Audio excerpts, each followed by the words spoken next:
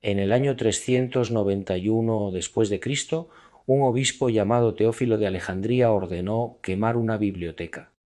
No una biblioteca cualquiera, la biblioteca más grande que el mundo antiguo había visto jamás, 700.000 rollos de papiro, todo el conocimiento humano reunido en un solo lugar, matemáticas, astronomía, filosofía, medicina, textos sagrados de docenas de civilizaciones, siglos de pensamiento humano preservados con una dedicación que hoy nos resulta casi imposible de imaginar. ¿Por qué quemaría un líder cristiano el conocimiento humano? La respuesta oficial es que eran textos paganos, incompatibles con la fe, peligrosos para las almas, pero hay otra respuesta, una que la Iglesia nunca va a darte voluntariamente. En esa biblioteca había textos que describían algo específico, algo que conectaba directamente a Jesús con Egipto, no con el bebé que huyó de Herodes, con el adolescente, con el joven que llegó a Alejandría con una mente hambrienta de verdad y pasó años aprendiendo de una comunidad que necesitaba hacer desaparecer para siempre de la historia del cristianismo. Teófilo no quemó esa biblioteca por fe, la quemó por miedo. Esta noche descubres qué quería borrar, qué encontró Jesús en Egipto que era tan poderoso, tan incompatible con el sistema de control que necesitaron eliminar hasta la última evidencia de que había existido. ¿Qué aprendió un adolescente de Galilea en la ciudad más intelectualmente activa de Antiguo que transformaría para siempre su comprensión de Dios, del alma humana y del camino hacia lo divino? Quédate conmigo, porque lo que viene a continuación va a cambiar la forma en que lees los evangelios para siempre. Es el año 24 después de Cristo. Jesús tiene 12 años, acaba de pasar algo que sus padres no comprenden todavía del todo. La familia había viajado a Jerusalén para la fiesta de la Pascua como hacían cada año, y al regresar descubrieron que el niño no estaba en el grupo, volvieron a la ciudad, lo buscaron durante 3 días, y cuando finalmente lo encontraron estaba en el templo, sentado entre los doctores de la ley, los maestros más respetados de Israel, y todos los que lo oían estaban atónitos por su inteligencia y sus respuestas. Su madre le dijo: «Hijo, ¿por qué nos has hecho esto? Tu padre y yo te hemos buscado con angustia». Y Jesús respondió con una frase que nadie ha podido explicar correctamente en 2000 años. «¿Por qué me buscabais? No sabí que debo estar en las cosas de mi padre». 12 años, y ya sabe algo que sus padres no saben. Ya siente el peso de una misión. Ya siente que Nazaret, el taller de carpintería, la vida doméstica de una aldea pequeña en una provincia olvidada del Imperio Romano, no puede ser todo lo que hay, que en algún lugar del mundo hay una verdad que lo está esperando y que él tiene que ir a buscarla. Lucas registra esa escena y luego cierra el capítulo con una frase de transición: «Y Jesús crecía en sabiduría, en estatura y en gracia ante Dios y ante los hombres». Una frase que suena a cierre, a normalidad recuperada, a infancia que continúa, pero esa frase esconde la pregunta más grande del Nuevo Testamento: ¿cómo creció en sabiduría? ¿Dónde, con quién? Y si nadie te ha dado una respuesta satisfactoria en toda tu vida, esta noche la tienes. Imagina que eres ese niño. Tienes 12 años. Has debatido teología con los maestros más respetados de Israel y los has dejado sin palabras. Has sentido que hay algo en ti que es más grande que lo que Nazaret puede explicar, que la conversación espiritual de tu pueblo, los debates interminables sobre qué está permitido en sábado, sobre cuántos pasos se pueden dar, sobre cómo interpretar este precepto del Levítico, no alcanza para contener lo que se mueve dentro de ti. Tienes algo más, y lo sabes, y tienes una conexión con Egipto que la mayoría de los niños de Galilea no tienen. Tu familia vivió allí, pasaste tus primeros años de vida en esa tierra. Los sonidos del Nilo, el olor del delta, el peso del aire en el norte de África son parte de tu memoria más antigua. Egipto no es para ti un país extranjero, es el lugar donde empezaste, y hay algo más, algo que tus padres saben y que los evangelios mencionan de pasada sin explicar. Años antes, cuando eras un bebé, unos hombres llegaron desde el oriente siguiendo una estrella. No eran reyes, sacerdotes zoroástricos de Persia, los intelectuales y espiritualistas más sofisticados del mundo antiguo, hombres que habían viajado miles de kilómetros porque sus propias profecías les decían que ese momento, ese nacimiento, era el que llevaban generaciones esperando, dejaron regalos, oro, incienso, mirra, y luego simplemente se fueron. Las tradiciones preservadas en los evangelios apócrifos dicen que no, que esos hombres dejaron algo más: contactos, rutas, una invitación abierta, un mensaje que decía: cuando el niño esté listo, las puertas de nuestras escuelas están abiertas para él. El niño que debatió con los doctores del templo a los 12 años estaba listo, y sabía exactamente a dónde ir primero. No sabemos el día exacto, no sabemos si fue solo o si algún familiar lo acompañó durante parte del camino. Los textos que lo describían en detalle fueron declarados heréticos y destruidos, pero la dirección era clara. Había algo esperándole en Egipto que no podía encontrar en ningún otro lugar del mundo conocido. La ruta que tomó era la misma que su propia familia había recorrido años antes cuando huían de Herodes, la misma que los comerciantes, los peregrinos y los buscadores espirituales llevaban siglos usando para conectar Palestina con Egipto.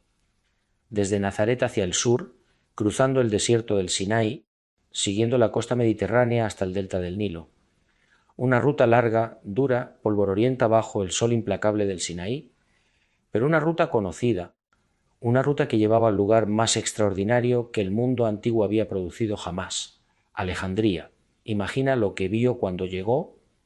Venía de Nazaret, una aldea de quizás 400 personas en una colina de Galilea, un lugar donde todo el mundo se conocía, donde los días seguían el mismo ritmo desde generaciones, donde la conversación espiritual tenía fronteras perfectamente trazadas por la Torá y la tradición rabínica, y de repente Alejandría, una ciudad de 500.000 de personas, el puerto más activo del Mediterráneo, las calles llenas de griegos, egipcios, judíos, persas, romanos, africanos del sur, comerciantes del Oriente Lejano, cada uno con sus ropas, sus idiomas, sus dioses, sus filosofías, un mercado permanente no solo de mercancías sino de ideas, de cosmovisiones, de respuestas diferentes a las mismas preguntas eternas sobre Dios, el alma y el destino humano.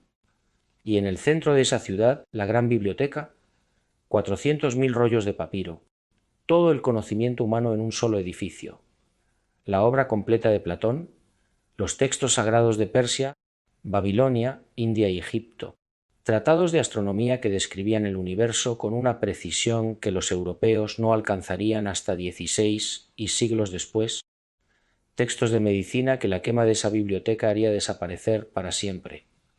Un adolescente con la mente más hambrienta de su generación, la biblioteca más grande del mundo y 18 años por delante. Pero antes de llegar a la biblioteca, antes de llegar a los terapeutas, hay algo que ocurrió en Alejandría 200 años antes de que Jesús llegara y que preparó el terreno para todo lo que él encontraría allí. Algo que la Iglesia tampoco te explica, aunque la consecuencia de ese evento está en el primer versículo del Evangelio de Juan. En el siglo III a.C., los 70 más importantes del judaísmo alejandrinos se reunieron para traducir las escrituras hebreas al griego. El resultado se llamó la Septuaginta, la primera gran traducción de la Biblia. Traducir de uno al otro no era solo un ejercicio lingüístico, era un encuentro entre dos formas completamente diferentes de entender el mundo. Y en ese encuentro, los sabios de la Septuaginta hicieron algo que cambiaría el judaísmo para siempre. Usaron el vocabulario de la filosofía griega para expresar las verdades del Dios hebreo, introdujeron conceptos de Platón y Aristóteles en el corazón de las escrituras sagradas. Crearon una síntesis intelectual que no había existido antes. Esa síntesis era el aire que Jesús respiró cuando llegó a Alejandría, no el judaísmo palestino de los debates rabínicos, el judaísmo helenístico de la Septuaginta, un judaísmo que llevaba 200 años dialogando con la filosofía griega, con la sabiduría egipcia, con las tradiciones espirituales de Oriente. Ese era el mundo donde un adolescente brillante de Galilea iba a pasar los años más formativos de su vida. Pero Alejandría no era sólo la biblioteca y los debates filosóficos. A 8 kilómetros al sur de la ciudad, en las orillas tranquilas del lago Mareotis, había una comunidad que llevaba a generaciones siendo el secreto mejor guardado del judaísmo alejandrino. Un grupo de hombres y mujeres que habían elegido vivir apartados del bullicio de la ciudad para dedicarse a una sola cosa: la búsqueda directa de Dios a través de la experiencia interior. Los llamaban los terapeutae. En griego la palabra significa los que sirven o los que sanan, y ambos significados eran verdaderos. Servían a Dios con una dedicación total y sanaban a quienes llegaban a ellos rotos por las contradicciones del mundo exterior y hambrientos de una verdad que el ritual superficial no podía darles. Pero antes de hablar de lo que Jesús encontró en esa comunidad, necesito que entiendas algo crucial. Los terapeutae no eran un grupo aislado y sin conexiones. Eran parte de una red espiritual más amplia que existía en el judaísmo del primer siglo. Una red que tenía un brazo en Alejandría junto al lago Mareotis y otro brazo en el desierto de Judea, junto al Mar Muerto, los esenios. Hoy los conocemos principalmente por los rollos del Mar Muerto descubiertos en las cuevas de Qumrán en 1947. Pero en el siglo I, los esenios eran una de las tres grandes corrientes del judaísmo junto a los fariseos y los saduceos. Y lo que los definía, lo que los hacía radicalmente diferentes de las otras dos corrientes, era exactamente lo mismo que definía a los terapeutas de Alejandría: la búsqueda de la experiencia directa de Dios, el valor del silencio, la pureza interior como camino espiritual, la comunidad de bienes, la igualdad entre los miembros. Los académicos llevan décadas debatiendo si los terapeutas y los esenios eran la misma organización o tradiciones paralelas. Lo que nadie discute es que compartían una visión espiritual tan similar que resulta imposible pensar que no tenían conexión entre sí. Y hay algo más que nadie te ha explicado sobre los esenios. Algo que está en el texto de los Evangelios y que la Iglesia pasa por alto en cada sermón. Juan el Bautista vivió en el desierto antes de comenzar su ministerio. El desierto de Judea, el mismo desierto donde estaban los asentamientos esenios de Qumrán. Juan vestía con pieles de camello y comía langostas silvestres y miel, exactamente el tipo de vida que los esenios describían como ideal para el buscador espiritual que se retira del mundo para purificarse. ¿Era Juan el Bautista un esenio? La evidencia circunstancial es tan fuerte que muchos académicos serios lo consideran prácticamente seguro. ¿Y si Juan el Bautista tenía conexiones con los esenios? Entonces, cuando Jesús fue bautizado por Juan y sintió que el Espíritu descendía sobre él, no estaba siendo iniciado en una tradición nueva. Estaba siendo reconocido por la misma red espiritual a la que los terapeutas de Alejandría pertenecían. La red que había formado a Jesús durante sus años de ausencia. La red que llevaba siglos guardando lo que los fariseos y los saduceos habían decidido ignorar. Imagina a Jesús llegando a la comunidad del lago Mareotis por primera vez. Viene de un trasfondo donde la espiritualidad es pública. Las sinagogas son lugares de argumento y contraargumento, de cita y contracita. La oración es vocal, estructurada, comunitaria. Dios vive en el templo de Jerusalén, en la Torá, en la comunidad de Israel. Y aquí, a 8 kilómetros de la ciudad más intelectualmente activa del mundo, encuentra hombres y mujeres que viven en silencio, no el silencio de la resignación o del vacío, el silencio activo, vivo, denso de presencia, del que ha encontrado que el ruido exterior era el único obstáculo que le impedía escuchar lo que siempre había estado allí.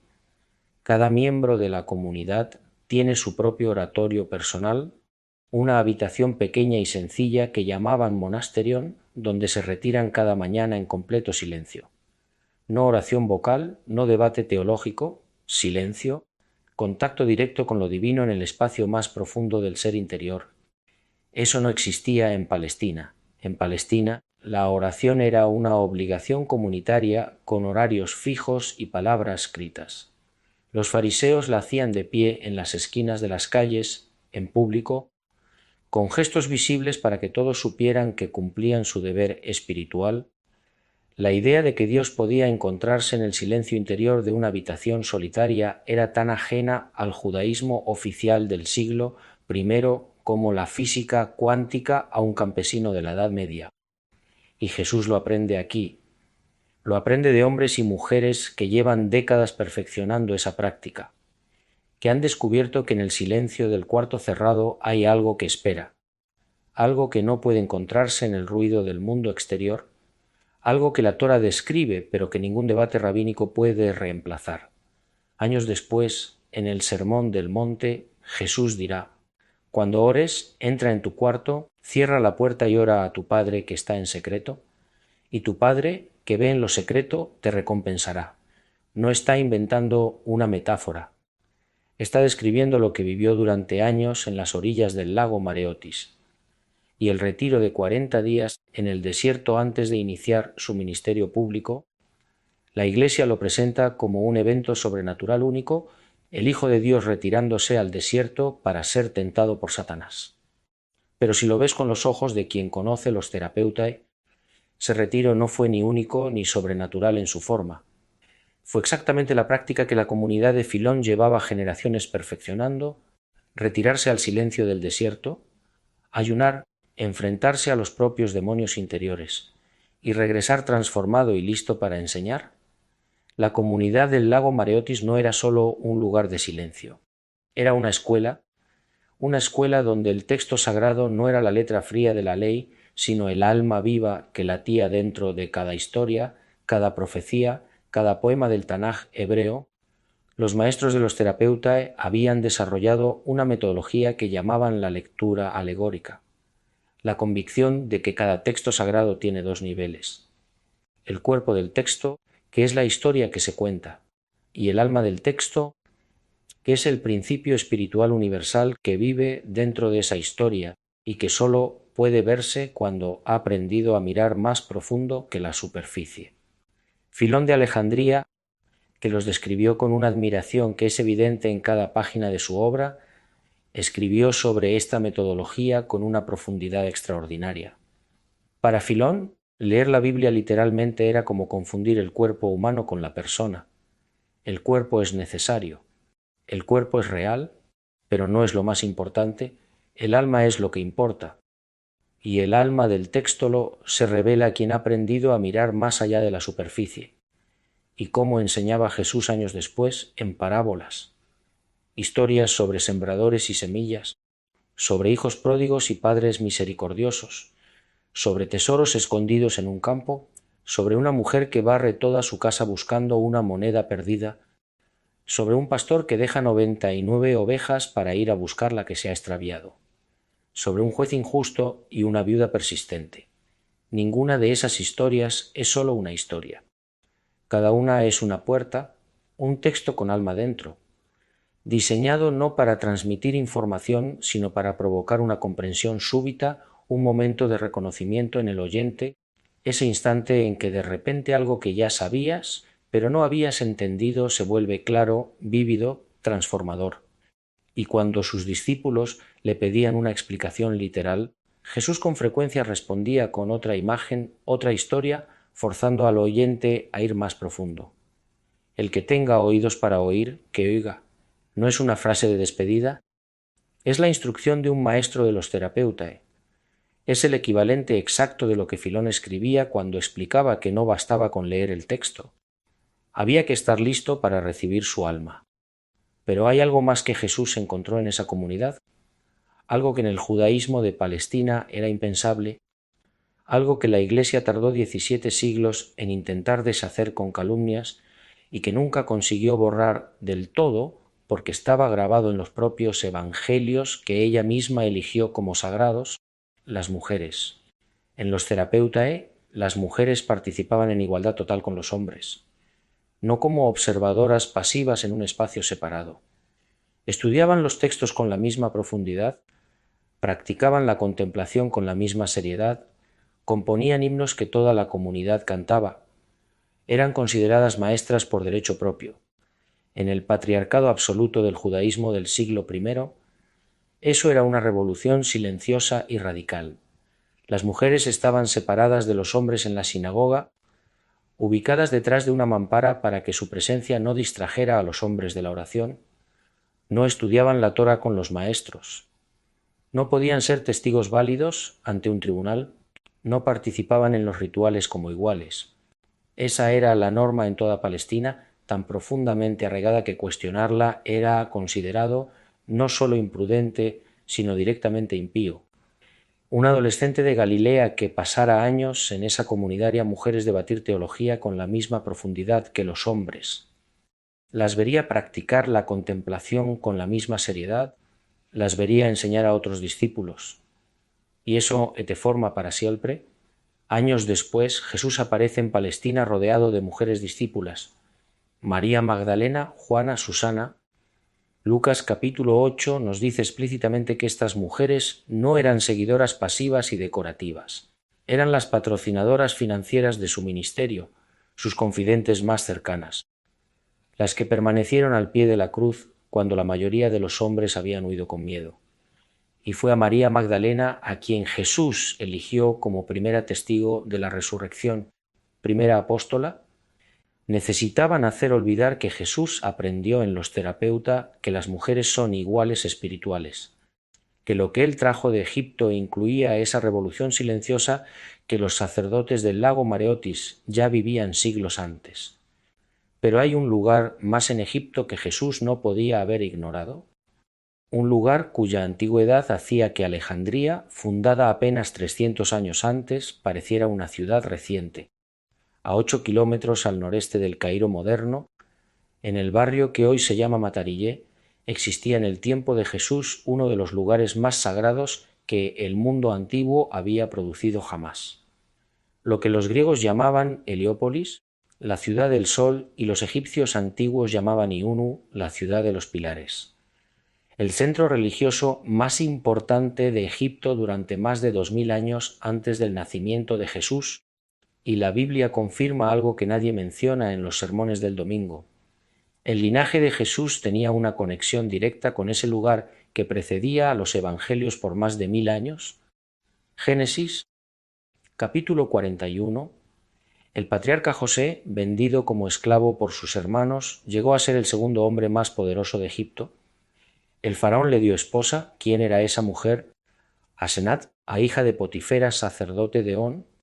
On es el nombre hebreo de Heliópolis. El patriarca más poderoso de Israel se casó con la hija del sumo sacerdote de la ciudad más sagrada de Egipto. De ese matrimonio nacieron Manasés y Efraín.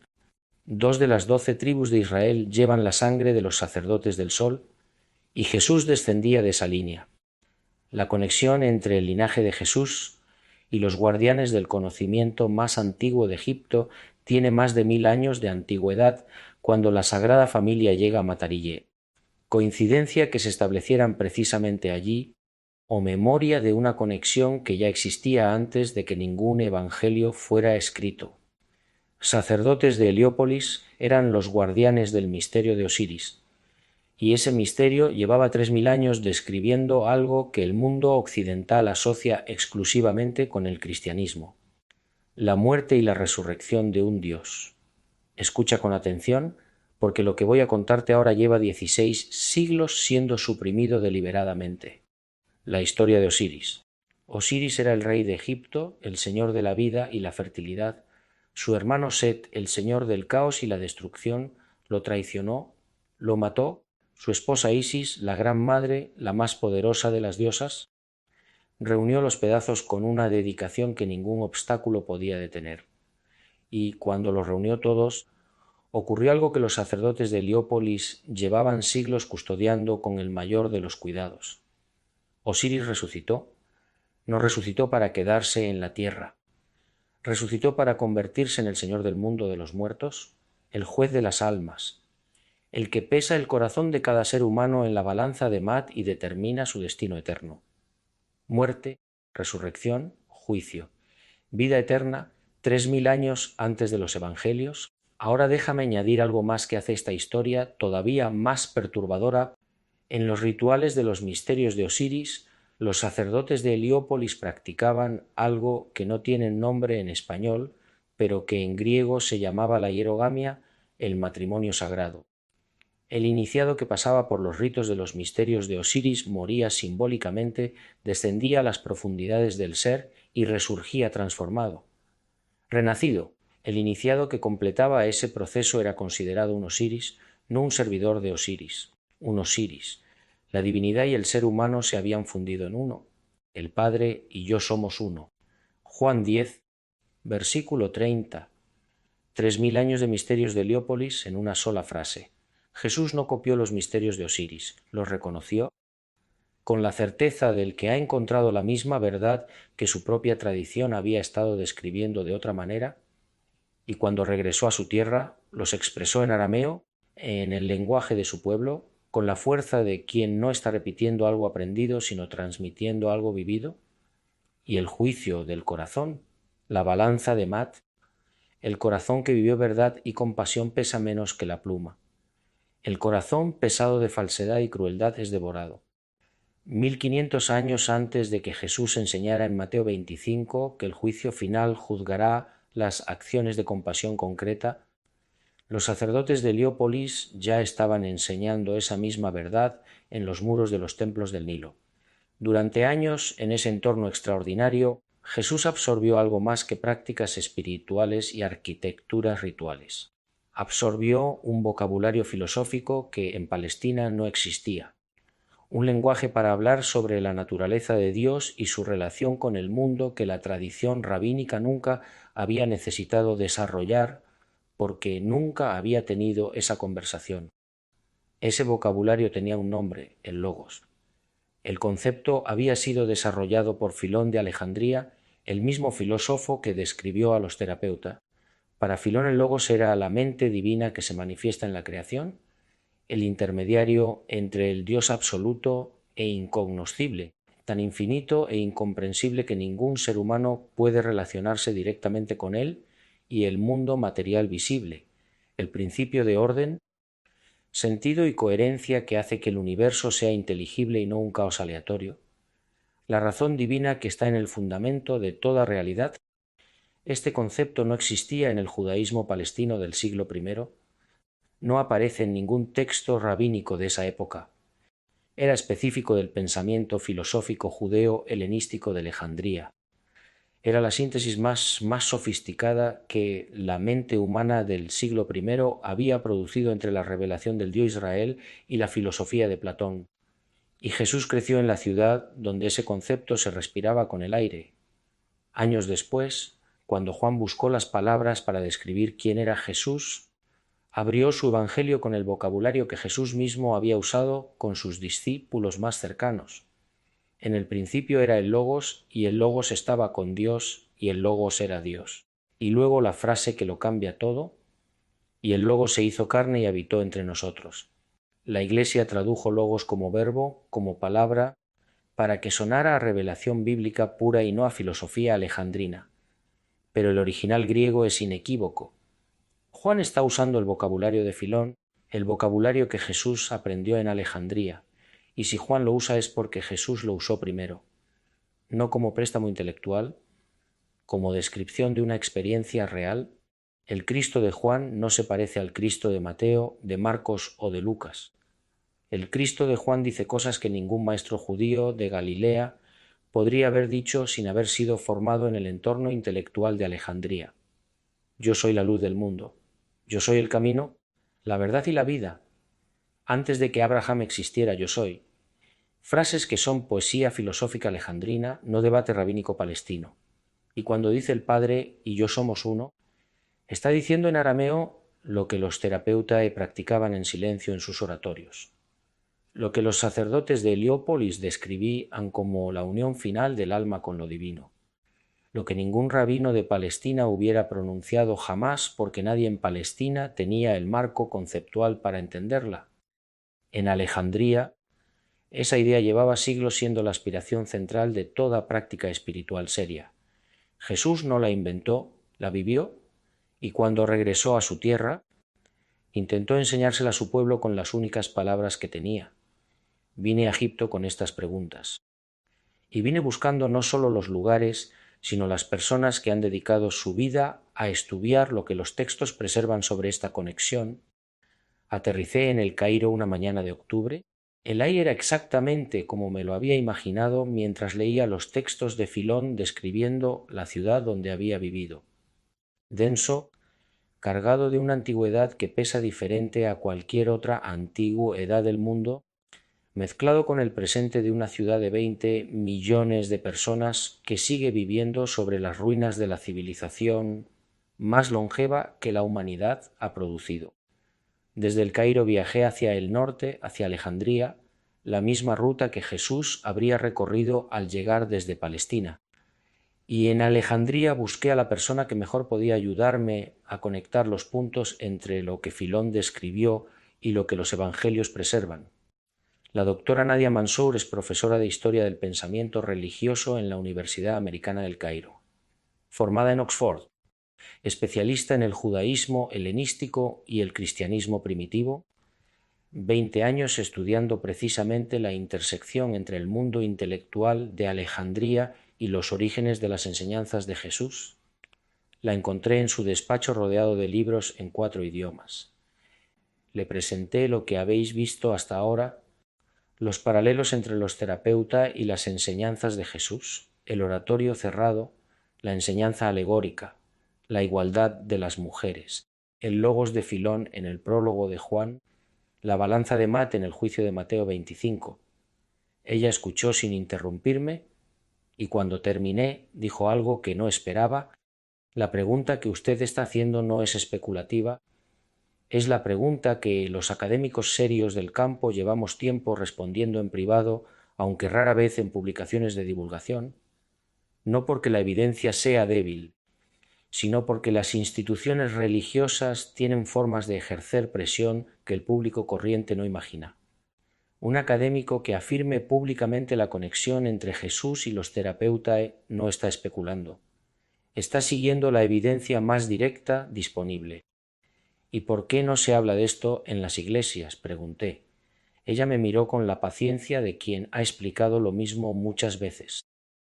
Porque reconocer que Jesús aprendió de los terapeutas implica reconocer que lo que él enseñó no era exclusivamente suyo ni exclusivamente judío, implica que la experiencia directa de Dios es accesible a cualquier ser humano que se tome el trabajo de buscarla, independientemente de la institución a la que pertenezca. Y esa idea es la más peligrosa que existe para cualquier organización que base su poder en ser el intermediario necesario entre el ser humano y lo divino, y la conexión con Heliópolis, añadí, con los misterios de Osiris. La doctora Mansour se levantó y fue a una estantería, sacó un libro grueso con la portada desgastada de años de uso. Los paralelos entre el mito de Osiris y la narrativa del Evangelio son tan evidentes que la Iglesia decidió hace siglos que la única forma de manejarlos era el silencio. No la refutación, silencio. Porque refutarlos requería explicarlos. Y explicarlos significaba que la gente los conociera. Y conocerlos significaba que la gente empezara a hacer preguntas que la Iglesia no podía responder sin admitir que el monoteísmo exclusivo que predicaba tenía raíces mucho más antiguas y mucho más universales de lo que reconocía. Cerró el libro y me miró directamente. Teófilo no quemó la biblioteca porque fuera piadoso. La quemó porque era inteligente, sabía exactamente lo que hacía, aunque lo intentó durante siglos, aunque persiguió a quienes lo preservaban con una crueldad que hace imposible creer que actuaban en nombre del amor. 52 textos del cristianismo primitivo que habían estado enterrados durante 16 siglos, textos que alguien, en algún momento del siglo IV, había escondido en el desierto exactamente para salvarlos de las hogueras que Teófilo y sus sucesores encendían con tanta eficiencia: el Evangelio de Tomás, el Evangelio de Felipe, el Evangelio de la Verdad, el Evangelio de María Magdalena.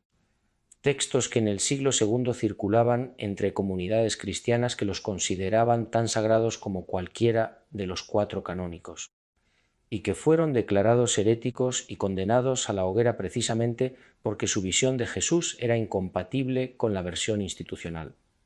¿Qué hay en esos textos que era tan peligroso? El Evangelio de Tomás empieza así: estas son las palabras secretas que Jesús el viviente habló y que Dídimo Judas Tomás escribió. Y el primer dicho de Jesús en ese Evangelio es: quien encuentre la interpretación de estas palabras no probará la muerte. No es una promesa de vida eterna en el cielo después de morir. Es una promesa de iluminación en vida, de despertar a la naturaleza inmortal del ser que no espera al otro lado de la muerte, sino que está disponible ahora, en este momento, para quien tenga ojos para ver, el dicho número 3 del Evangelio de Tomás. Si aquellos que os guían os dicen: mirad, el reino está en el cielo, entonces los pájaros del cielo llegarán antes que vosotros. Si os dicen: está en el mar, entonces los peces llegarán antes que vosotros. Pero el reino está dentro de vosotros y fuera de vosotros. Dentro de vosotros y fuera de vosotros, no en Roma, no en Jerusalén, no en ninguna institución que necesite vuestra obediencia y vuestro dinero para funcionar. Dentro de cada ser humano que se toma el tiempo de mirarse adentro. Esa enseñanza hizo a la Iglesia declarar herético el Evangelio de Tomás, no porque fuera falso, sino porque si el reino está dentro de cada persona, ninguna institución puede reclamar ser la puerta exclusiva del reino. Y el estilo de enseñanza del Evangelio de Tomás, esa serie de dichos breves, profundos, diseñados para detonar una comprensión súbita en el lector, es exactamente el estilo pedagógico que Filón describe en los Therapeutae. No la estructura de un debate rabínico, no la estructura de una narración histórica, la estructura de la enseñanza contemplativa alejandrina. Los textos de Nag Hammadi no son textos de una secta excéntrica que se inventó sus propias historias sobre Jesús.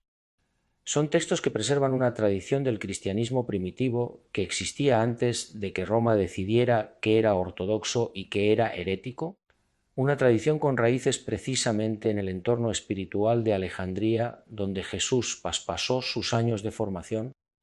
Alguien los enterró en una jarra de cerámica en el desierto egipcio y los selló con cuidado. No sabemos su nombre.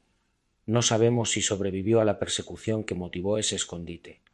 Pero tomó la decisión más valiente que se puede tomar: preservar la verdad a costa de todo, con la esperanza de que algún día el mundo estuviera listo para recibirla. Y 16 siglos después, el azada de un campesino les dio la razón. Después de hablar con la doctora Mansour, viajé hacia el sur, siguiendo el Nilo 400 kilómetros al sur del Cairo, hacia el Alto Egipto, hacia un lugar que no aparece en las guías de viaje convencionales, que los cruceros del Nilo no visitan, y que, sin embargo, ha estado habitado de forma continua durante 17 siglos por monjes que preservan una memoria que ningún edicto de Roma ha podido silenciar completamente: el monasterio del Muharrak. Llegar es cruzar un umbral en el tiempo. Después de horas atravesando el desierto bajo un sol que borra todo lo que no es esencial, el monasterio aparece en el horizonte como una fortaleza de piedra ocre que ha sobrevivido a invasiones, epidemias, persecuciones y siglos de indiferencia occidental. Sus muros llevan siendo habitados de forma continua desde el siglo IV. Los monjes que viven aquí hoy son los herederos directos de una tradición que existía antes de que Roma decidiera qué era ortodoxo y qué era herético. El padre Timoteo es el monje más antiguo del monasterio. 82 años, 58 vividos entre estas paredes. Me recibió en la iglesia principal, la más antigua del complejo, construida sobre una cueva que la tradición de Sion del monasterio identifica como el lugar donde la Sagrada Familia se refugió durante su estancia en Egipto. Le pregunté lo que había venido a preguntar. ¿Qué saben ustedes en la tradición copta sobre lo que Jesús hizo durante los años que pasó en Egipto? El padre Timoteo me miró con una paciencia que sólo se consigue después de décadas de práctica espiritual. La Iglesia de Roma, dijo lentamente, tomó una decisión en el siglo IV. Decidió qué textos eran verdaderos y qué textos eran peligrosos, y destruyó los peligrosos. Pero nosotros estábamos aquí ante esa decisión y tenemos memoria de lo que existía antes de que ellos decidieran lo que debía recordarse. ¿Y qué recuerdan?, pregunté.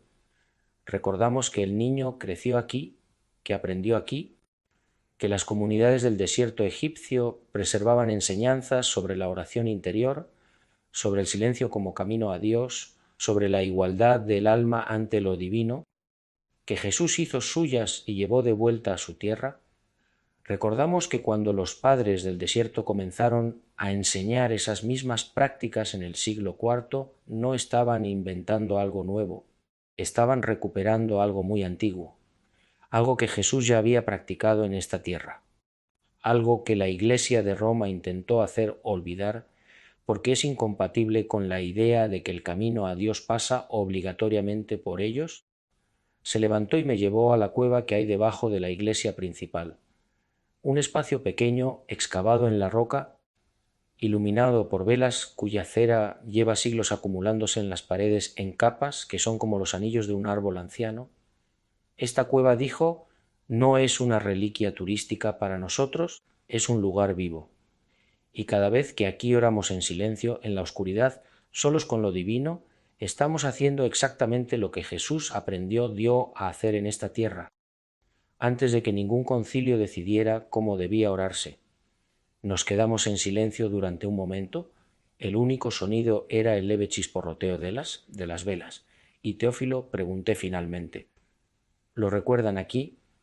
El padre Timoteo asintió lentamente, con el peso de quien carga con una memoria que preferiría no tener que cargar. Teófilo destruyó la biblioteca. Teófilo persiguió a los filósofos de Alejandría. Teófilo permitió que sus seguidores arrastraran por las calles a Hipatia, la última gran maestra de la escuela filosófica alejandrina, y la mataran de la manera más brutal imaginable, una mujer que había dedicado su vida a preservar el conocimiento que conectaba a Jesús con Egipto. La arrancaron de su carro, la arrastraron hasta una iglesia, la desnudaron, la despedazaron con conchas de ostra y quemaron sus restos. El padre Timoteo hizo una pausa. Todo eso lo hizo Teófilo en nombre de Cristo. Y todo eso lo hizo para borrar exactamente lo que usted está buscando esta noche. Regresé a El Cairo con algo que los libros no me habían dado, no solo información, comprensión. Comprensión de por qué Teófilo quemó la biblioteca, comprensión de por qué mató a Hipatia, comprensión de por qué declaró heréticos a los Therapeutae y persiguió a los gnósticos y destruyó los evangelios que describían los viajes de Jesús. No era el conocimiento pagano lo que le aterraba, era el conocimiento que conectaba directamente a Jesús con Alejandría, con los Therapeutae, con el Logos de Filón, con el juicio de Maat en los templos de Heliópolis, con una tradición espiritual que existía antes del cristianismo institucional y que hacía innecesaria a la institución que estaba construyendo. Un Jesús formado en Alejandría es un Jesús que aprendió que la conexión con Dios es directa, interior y sin intermediarios, que las mujeres pueden alcanzarla en la misma medida que los hombres, que la verdad espiritual no es propiedad de ninguna institución, porque lleva miles de años siendo descubierta por tradiciones que existieron mucho antes de que ningún concilio se reuniera a decidir qué era ortodoxo. Ese Jesús es el que la Iglesia no puede tolerar. Por eso borraron los 18 años, por eso quemaron los textos, por eso convirtieron a Filón en una nota al pie de los manuales de filosofía que nadie lee. Por eso declararon heréticos a los Therapeutae y a todas las comunidades que preservaban sus prácticas.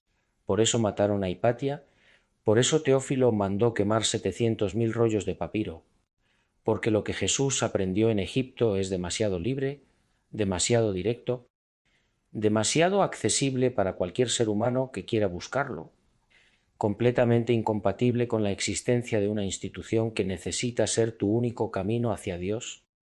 Pero hay algo que no pudieron quemar. El Evangelio de Juan sigue abriendo con en el principio era el Logos. Mateo 6 sigue diciendo cuando ores, entra en tu cuarto y cierra la puerta. A Lucas 17 sigue diciendo el reino de Dios está dentro de vosotros. Juan 10 sigue diciendo el Padre y yo somos uno. Y el Evangelio de Tomás, que alguien enterró en una jarra de cerámica en el desierto y que un campesino encontró en 1945, sigue diciendo el reino está dentro de vosotros y fuera de vosotros. Las huellas de Alejandría están en el propio texto que la Iglesia eligió como sagrado, están en cada parábola, en cada enseñanza sobre el silencio. en cada momento en que Jesús trata a una mujer como igual, en cada vez que dice que el camino a Dios no pasa por el templo, sino por el interior de cada persona que tenga ojos para ver. Llevan 2000 años allí, esperando que alguien las lea sabiendo lo que significan. Ahora tú lo sabes. Y eso cambia todo.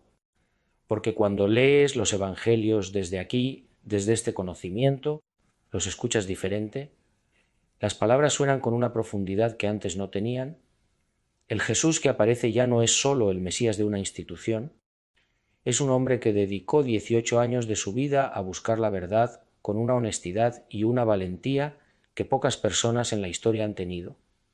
Un hombre que fue a Egipto, que se sentó en silencio con los terapeutae, que caminó por los templos del Nilo, que absorbió todo lo que esas tradiciones milenarias podían enseñarle, y que luego regresó a su tierra para devolvérselo a su pueblo de la única forma que podía.